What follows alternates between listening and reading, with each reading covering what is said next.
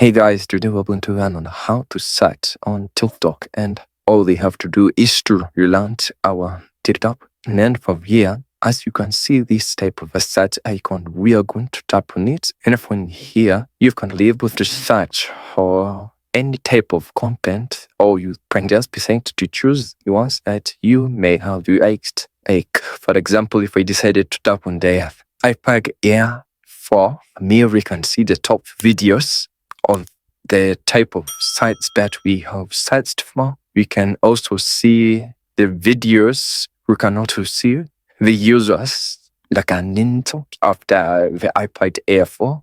We can also see the sounds. We can even see the people that got live based on the search or content that we have searched for, and also the hashtags. And the end of this, for watching this video, please do like, share, and subscribe.